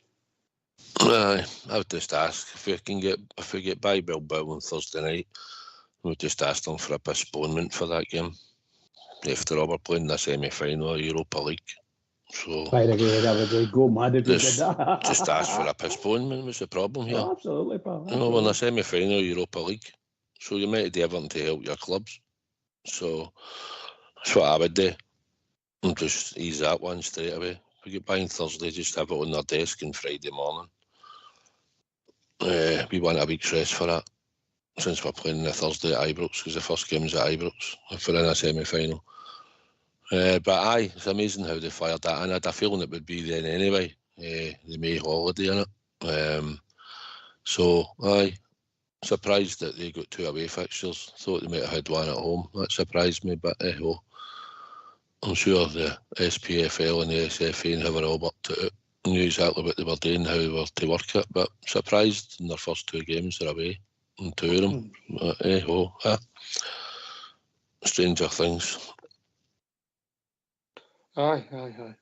I'm sure it might have been different if the fixture things would have been different. But anyway, we've got to look after ourselves. And Thursday, all attentions lead to Thursday. So give us a phone, 0141 356 1972. Give your thoughts on Thursday. Give your thoughts on Sunday. Give your thoughts on the SPL fixtures. I just want to use 2 gentlemen. I know I've had a wee rant there about you don't know. I was asked a question last week. When was the next Old Firm game? And I couldn't answer it. Yeah? How mental is that, Bridge, when you actually think about it? Yeah, it's, of course, they don't know they didn't know until this weekend what the top 6 were, you know. However, it's a beggar's belief. You're running a league and you don't know who's playing when. And at the end, and before the last 6 games, last 5 games, should I say? Wait a minute, there's a raffle going on here to see who's. And if Hearts would have got in it, that would have meant that we'd have had to have played somebody 3 times away. Exactly. Yeah, because the way we'd already been to Aberdeen twice, Celtic twice, Hearts twice, and Dundee United twice. So there's the farce of the whole thing. Southside, it's wrong, it's stupid, and it needs to. It's supposed to balance itself out, but as I tell you, and then somebody gets down the league and doesn't quit. I'm glad Hearts are in it, if I'm honest. Considering they want to cut our ticket allocation all the time and then don't fill their own ground when we seem to go through there. There's always spaces and bits of Tynecastle empty. So I'm glad they're knowing that. I'm glad they never made it. For the rest of them, St Mirren, I suppose that's probably one of the ones where you're going away and it's one of the hardest places to get tickets for. It's St Mirren because they only give you the one end behind the goal. But we'll see if we get there. Sure we will. And Hibs in the last day of the season. You've cut our tickets down by 1,000 or something and all. But it is what it is. We'll just have to deal with it as we go along. But it's a farce that, like you said, some teams I think at this level and all have played, sometimes have played 19 home games and other teams have only played 17 up until this point and all that. It's mental how they go about it. It just doesn't work for me. It doesn't work. It's been going on for a long time and I've never been a fan. But anyway, we've been joined by Bob J. Evening, Bob J. Evening, chaps. How are we all tonight? Okay, I hope. We're all right, mate. How's your good self? Not too bad. After the exhilarations of yesterday. It was good to sucker punch them right to the death. Wasn't it great? No. It was a good goal, Bob J. Oh, fantastic strike with the man. You've got to take your hat off to him, man. I've been one of his critics and all. Hawks, but fantastic strike with the laddie. And I like what he said afterwards. He says, I never ever said I wanted to leave Rangers. He says, I love playing for this football club and I love the football club. That's the attitude that we want. That's what we need. So fair play. Great strike yesterday. But it was a slog yesterday. It was always going to be, yeah. It's always going to be. Now that we know that league's gone and the attitude, we had to overcome the attitude of them yesterday. I looked at that. I'm just saying to Terry there. I looked at the attitude of their supporters yesterday. That real hatred for you, but that's them. That happens time after time. On we go. You're talking about the split hawks. That's the most pointless exercise in European football. If they're going to play a league, just let it play. There's always going to be big rover games anyway. And that split, I didn't see the point yet. As you say, it's went on for a long time. Went on too long. They need to come up with some new idea. Whatever they can come up with. So it's mental. I'm listening. It's only my view. I don't know. Bridge and Southside, some of them said with their thoughts on it. Southside first, then Bridge. Yesterday, I heard the bile probably on the telly for them, as you were saying. In the split, I was coming to that. In the split, listen, we've had it that long, Bob, J. It's something you end up getting used to. They were trying to dramatise it up. like, oh, this is a final day and it's between Motherwell, St Mirren and Hearts. So I suppose for them, if you're hoping to get in the top 6, fine. But that's what it is, and I think if they only extend the league in time, I don't think there's the idea of cutting it. So I think you should try and extend it. They might give you a chance to play some of your younger players in certain games at home, and time goes on and teams can board other players, and it's no so cutthroat about relegation, because unless it's anybody for 7th, probably Hearts have got a wee bit of breathing space, but empty fearing about them. If Hearts go and lose 4 games in a bounce, they'll be dragged into relegation, won't they? So, nah, I'm not a fan of it, Bob, but it's been here for that long. It's just something you get used to be honest. Yeah. Richmond. What Sal said is absolutely right. You know, like Hearts, you know, they get themselves into an area where all they need to do is lose 4 games, and that's them. They could be bottom of the league, you know, that kind of. So the SPFL have always claimed that the split causes a great deal of excitement. Well, I'm sorry, not for me. It doesn't cause any excitement for me. It might cause some excitement for some of the teams at the bottom of the league, or near the bottom of the league, possibly getting into the bottom 6, or maybe making it to stay in the top 6. For me, I think it's the most idiotic thing. Nearly halfway through a season like that, the last section, we're having a split. Oh, come on! This is modern day.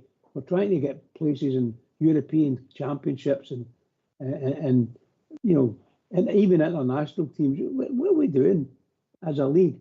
But I think somebody came out and said that just a few weeks ago, that it was a wee cover story, because there was another story on in the papers at the time. We want to increase the league and all that. I don't think it'll ever happen. If it's going to happen, then Dry's got to come for Rangers, I would suggest. We've tried it before with them, and we get knocked back. And I think that may happen again if we try it. So I think we want to wait to see how our club gets on through the takeover, if it's going to be there, and we go for there. And that might give us a wee bit of impetus there to bring that up and get some support in the league for that. Maybe go for a 16-team, 18-team league. For me, 18, if we could get the clubs in. But I don't know if what happened next year, obviously. I would just go for a 20-team league, mate, and play 38 games. You know. Yeah, I definitely agree with you. I would agree. I didn't want to say 20, but you're right. If you go for an 18-team league, 34 games less, you know, obviously people's season tickets will not come down and they'll have 2 less home games in the league, mate. I was just 30. If you agree that's the number, you know. If no, I would do maybe, if you want to be radical, start with 30, 39, 19, and give everybody a week off at times, and that'll no work. So you have to go with the 18 or the 20, and I would go for 20 if you want to keep the number of games the same. Yeah, that's what I would just do. And then look at how you rejig the lower leagues, and I would also make it compulsory. Look at stadia, look at facilities, look at grass pitches. You can have X, Y, and Z in the lower leagues, but no, if you get promotion. You know, that's just me, Bob Chair. I couldn't agree with you more. To me, your leagues are shambles. There's a word for you. It's an utter shambles. Splits, meaningless games. They all fun playing each other, cup competitions, playing each other 4 times a year. It's all happening with an alarming regularity, and everybody's getting so bored with it. This was introduced in 1975, this Premier League, and right away you could tell, it's too much regularity. A 20-team league, fine. Spread it out. And, you know, whatever number of games it is, I don't know. I mean, it just, to me, it's all become so boring, and I'm not going to be them winning the league every year. We're going to address. That's another problem that we've got to address. But it's always going to be that, the old firm and the rest. With this split thing, you know, it's wore a beard. I'm afraid it's come to the end of its time. Now, how Doncaster and company can turn around and say that it's a success, well, no amaze people it isn't. I don't think so. It's time for a new format. Whatever we do, I don't know. But there's got to be something different to this. I'm sure you all agree anyway, yeah? Yes, indeed. Listen, we'll talk about the four. Right, you get them bigger. Maybe can come more events if you play twice a year. Bigger events, more spectacular. Maybe just if you market it right, but that's just how I see it. Southside, you wanted to touch on the home support yesterday? Okay, them. The usual bile and all that you got for them, certain song books that they were dishing out, the usual Simpsons song and that, and other stuff. I don't know why they keep going on about stealing your hubcaps. I always had alloys, so I don't know. I didn't get that one, but they were well yesterday, even that stone behind the goal. They were running down the stairs at the end, screaming and bawling, getting ushered a baby Polish. I thought the guy with the walking stick was funny. Everybody was laughing at that, but He was funny, I thought the Bears were good yesterday. Folk were loud and proud as always. And it was good. Hadji's goal, Bob Jair, was quality. The way he ran onto it, bent it, he's fit right round the ball into that top corner, and listen, it was fitting. It was a fitting goal to score. Okay, it goes a draw. We didn't want a draw. We wanted a win, but in the circumstances with the team and everything else, it was a good finish, good goal, and the Bears went down the road happy. Actually, they lobbed a can at the bus and on the way through the town centre. For some reason, they let the buses all get carted out at 5 mile an hour through the town centre, and they get to do what they want at the side of the road. One of them launched a can of brew off the bus window, but it's double glazing in the buses, so lucky for us it didn't create any problems. But it's a Polish stone about 20 yards away, so while we were still crawling by, we were thinking surely I'll go up and get him, but he didn't bother. So the usual treatment in the way out as well. For some reason, we've got to go through the town at 5 mile an hour while all the roads and all the streets. It's certainly a bad. Sorry, Ox. Sorry. Oh well, never learn. But so we move on, and Bob Jair. We were saying earlier on, we think the manager got it right. Try to rest some legs for Thursday, because Thursday's the big picture, not a little picture. Oh, it's a huge picture on Thursday. I mean, I thought he was quite right to make a good few changes. I didn't think he would have made 9 changes, but yeah, he did. And the young boy Curtis, he had a bit of a tough time against that winger of theirs, but he stuck with the laddie, and he'll come good. There were some pluses yesterday. There was. So, it's quite right for to think about Thursday. Thursday's your biggest game of the season. We all know the league's gone, unfortunately. And, for to put on the eggs in the one basket on Thursday, he was quite right, aye. And seemingly I was seeing on the telly that one of the Williamses has got a hamstring strain. Well, if he's got that, he'll not be playing on Thursday. And that's the most awkward injury you can ever get. How much truth on it, I don't know. I don't know. But, you used to mention the Williams and everybody thought tennis did. Thought who? And you used to mention the pair of Williams, everybody thought tennis, the Williams sisters. Oh, no, the Williams sisters, Aye. Listen, I don't think they were. Listen, I'm not saying the boys. I thought the players played them well last week, considering they're going to 10 men, the two of them with the big reputations they've got. I'll go to a defensive expert, Bridge. Yeah, I have to agree with you. I never thought they played that great. They're obviously good players, so that's the only first time I'd ever seen them. So as far as I'm concerned, first impressions of them are they're really good players, and I'm sure people have seen them on the TV many times and think they're good players. So I don't know whether they're, shall we say, poor performances or expected performances because they were away from home. But no doubt, I don't want to criticise them too much in case they come back and bite us, but I wasn't that greatly impressed with them. Obviously, they're good players. Obviously, they're good players playing for a club like that. I get that, but what I'm saying is, I thought the boys done all right against them last week, Southside, yeah? Aye, listen, we didn't get a chance to sort of be more creative against them because of the circumstances we were sending off. Encouraging Dessler's got a header in just before half time for a long ball in.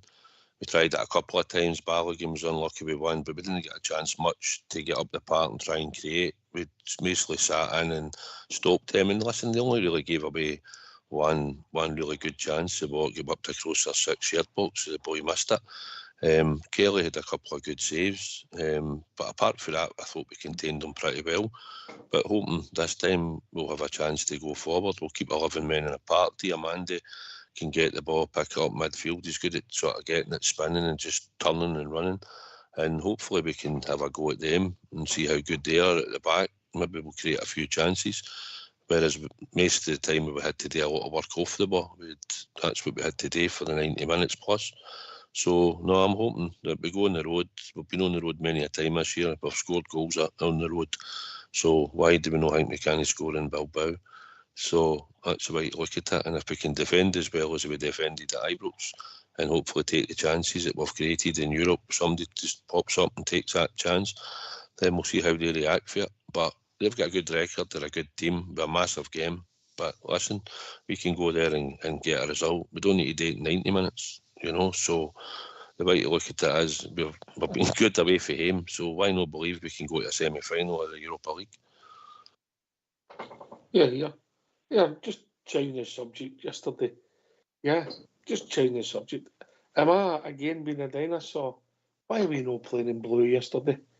Yeah, I know you've got to push your away strip and all that, and I get there must be something maybe in the contract about wearing it so many times and all that, but why are we not playing in blue yesterday? A game on the telly, Rangers should be in blue. I don't know again if it's just me. I don't think so, Bridge. You're absolutely right. But first thing I thought, what is that about? Even a white strip with blue, lots of blue in it and red. No. What is the matter with it? But obviously we have to win a away strip, so that's probably the commercial thing to do. But sorry, wasn't it? For a wee minute, I didn't look like the Rangers playing in all white, So very interesting. Even in blue shorts on or something like that, may made a difference. Blue socks. But wow, you're right. I agree with you. I don't know. Obviously, we need to think about the commercial side of it. I know. It's commercial on it. Yeah. It's just me. Bob, J? I agree with you, Ox. We always play in blue up there. Have done as far as I can remember, anyway. I don't remember us wearing a different strip other than your traditional blue. And I was a wee bit surprised yesterday, but I'm a great believer it's not a strip, it's what's inside it. So, it's down to commercial reasons, it's got to be. Aye, well, that's a fair comment. Yeah, that's a fair comment. Southside. Aye, I don't like it myself when it happens. Prefer to play in blue, and there was no reason why we didn't. But like I've already said previously, we didn't. You got to wear it so often, get it out there, get it shown. So that's how it is. But aye, if we're away from home and there's no colour clash, then there's no reason why you shouldn't be playing in your traditional blue strip box. Yeah. We're sorted the Scottish football, we're sorted the refereeing, we're sorted the strip issue. Hopefully we can sort of the team for Thursday, but we're getting close to that time of the evening. And I just want to get the last word for the one and only Bob J. Aye, thanks for having me tonight again, guys. A big week for the club. Biggest game of the season. I know my pal Bridgeman says that, but this is the biggest game of the season. And I'm confident we can go through there. I didn't think they were as good a side as Fenerbahce were, but we're not playing Fenerbahce, we're by them. We're playing Athletic Bilbao, and we're just going to go here on Thursday, put our nose to the grindstone. There wouldn't be much a grindstone left if it was my nose, I can assure you, but there you go. And just knuckle down to your Rangers, believe in yourself, and we can get a result. We've been to good places in Europe and got results. This is another obstacle, and I'm sure we can do it. So I'll say good night on that note, lads. Cheers, Bob. Cheers. Thank Bob. you. And All the best, Bob. Before we go All to the best. Southside, before we go to Southside for his last word, Super Six, mate. We had this wee sweat on for a while, but ultimately another banger. Aye, what was that, 3 goals or something? Beat me. Taking great joy in it. I don't know. I'm one of your biggest supporters, mate. I know. Supporting me in defeat. Oh, I'm just sitting every week and waiting the wee remark, I'll know was next week. Well, I did give him a tip at the Grand National, the Scottish Grand National. Never heard you on Friday, I'm sorry. Well, it was out there. So hopefully some people bet it. Did you get it? The Scottish one.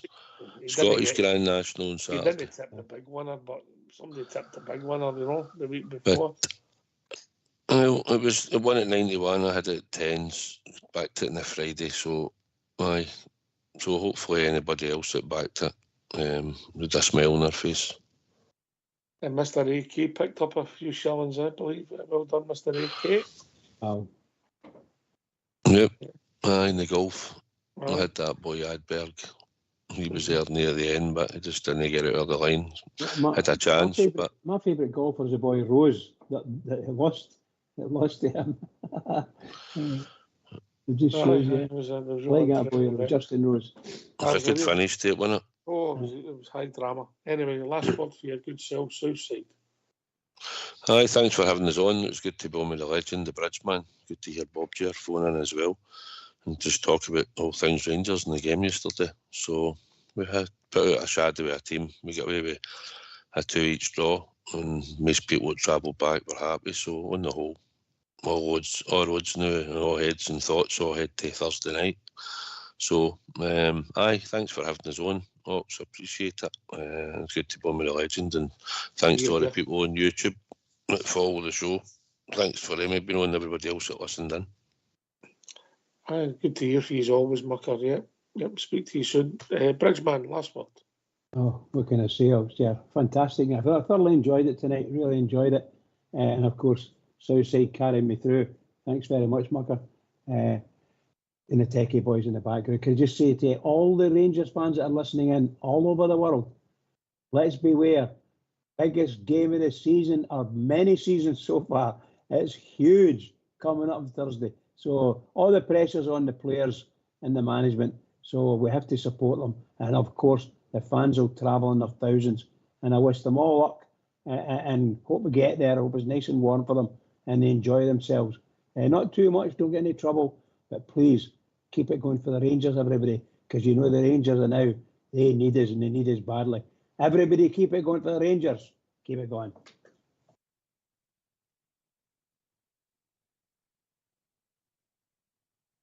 Thanks to your Jim, who briefly joined us.